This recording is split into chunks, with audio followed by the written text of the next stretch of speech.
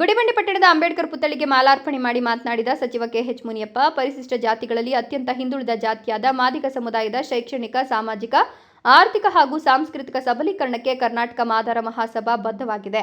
ಸಮುದಾಯದ ಹಿತಾಸಕ್ತಿಗೆ ಸರ್ಕಾರದ ವಿವಿಧ ಯೋಜನೆಗಳು ಮತ್ತು ಸೌಲಭ್ಯಗಳು ತಲುಪುವಂತೆ ಕ್ರಮ ಕೈಗೊಳ್ಳಲಾಗುವುದು.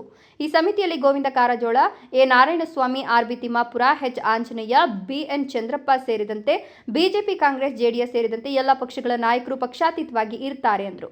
ಈಗಾಗಲೇ ಚಿಕ್ಕಬಳ್ಳಾಪುರ ಜಿಲ್ಲೆಗೆ ಕೃಷ್ಣಪ್ಪರನ್ನ ಅಡಾಕ್ ಕಮಿಟಿ ಅಧ್ಯಕ್ಷರನ್ನಾಗಿ ಆಯ್ಕೆ ಮಾಡಿದ್ದು, ಜಿಲ್ಲಾ ಮತ್ತು ತಾಲೂಕು ಸಮಿತಿಯಲ್ಲಿ 9 ಜನ, ಕಾರ್ಯಕಾರಿ ಸಮಿತಿ ಸದಸ್ಯರು 5 ಜನ, ವಿಶೇಷ ಆಹ್ವಾನಿತರು ಇರ್ತಾರೆ.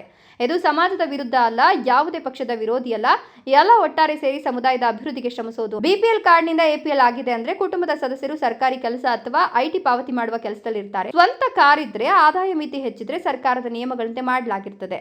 ಹಾಗೇನಾದ್ರೂ ಅರ್ಹತೆ ಇದ್ರೆ ತಹಶೀಲ್ದಾರ್ಗೆ ಅರ್ಜಿ ಕೊಟ್ಟು ಸೂಕ್ತ ದಾಖಲೆಗಳನ್ನು ನೀಡಿದ್ರೆ ಪರಿಶೀಲಿಸಿ ಬಿಪಿಎಲ್ ನೀಡಲಾಗುತ್ತದೆ ಎಂದರು. ಸಿಎಂ ಬದಲಾವಣೆ ನಿನ್ನೆಗೆ ಮುಗಿದ ಅಧ್ಯಾಯ, ಹೈಕಮಾಂಡ್ ತೀರ್ಮಾನಕ್ಕೆ ಎಲ್ಲರೂ ಬದ್ಧರಾಗಿರಬೇಕು. ಕಾರ್ಯಕ್ರಮ ಇದು ಪಕ್ಷಾತೀತವಾಗಿರ್ತದೆ.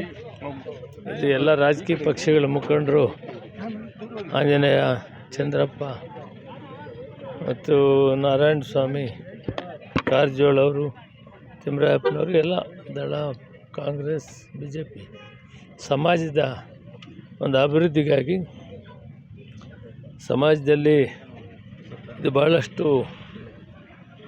ಹಿಂದುಳಿದಿದೆ.